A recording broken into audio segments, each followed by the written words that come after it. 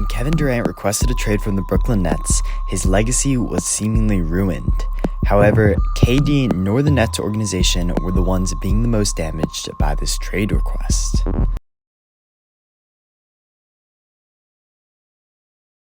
For the past month and a half, each team threw their entire rosters at the Brooklyn Nets in hopes of getting a bite and one of the best players of all time.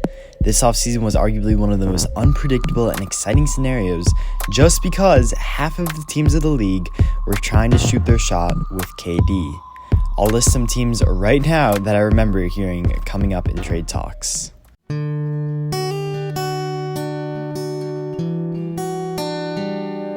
The conversations were mainly focused around KD and what his legacy would be, but we aren't even considering what happens with the teams and the players who heard their names in the trade talks. And today, that's what we will be talking about.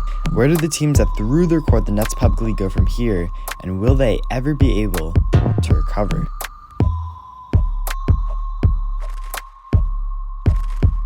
A few weeks ago, the news was made public that the Celtics had formally offered the Nets a trade package for Kevin Durant that included the talents of Jaylen Brown, Derek White, and a multitude of picks. And as many players do, Jaylen Brown took to Twitter. With 3 simple letters, the Celtics knew they were in trouble with the sniper from Georgia.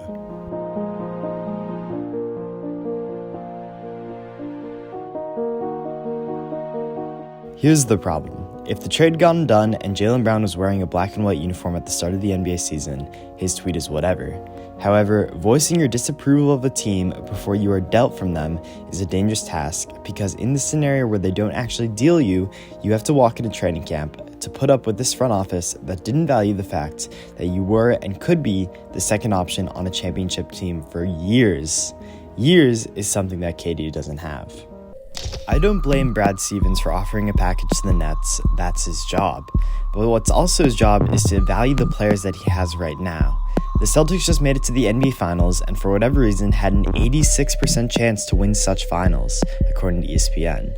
Who says that they can't run it back and win a title, especially with the valuable addition of Malcolm Brogdon to the bench lineup, as well as the natural progressions of Brown and Tatum, especially considering that neither are past the age of 25. And so it brings up the conversation of who is really untouchable. The Heat didn't have much to offer to the Utah Jazz or Brooklyn Nets outside of Tyler Hero, but what if they included Jimmy Butler? Instantly, they're a contender in any trade discussions. Jimmy Butler, Duncan Robinson, and a few picks, the Nets should practically be begging on the doorstep of the Heat arena for that to happen. Ever since the Rudy Gobert trade, in which the Jazz received an amazing amount of compensation for a player that doesn't even come close to the superstar level, any KD trades need to go above and beyond the already expensive fleece that happened regarding the French center.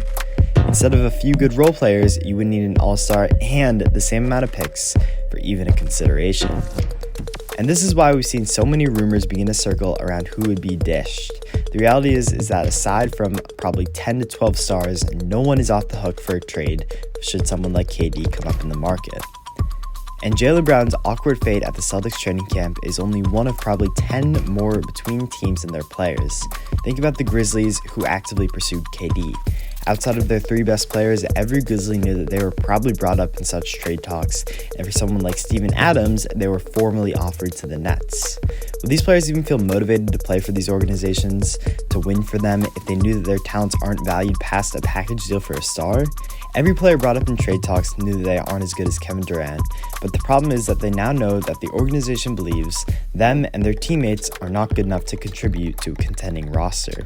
Playing devil's advocate, one would say that it's an honor to be enough to be dished for the Slim Reaper, but then again, it brings the question of whether one is actually a valuable player to the team or simply a valuable asset.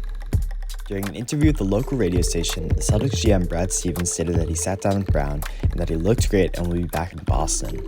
So this could simply be covering up the fact that no team wants the media to know that their star is disgruntled, or it could be truly pointing to the fact that their team has truly been mended. So the Jaylen Brown controversies could have a happy ending, but the same scenario will have to happen with every single team included in trade talks for the KD trade request to not be permanently felt throughout the league. Until then, all of those teams of players will be haunted by the memory of the fact that they were almost shipped off completely. That's it for me. More videos coming weekly.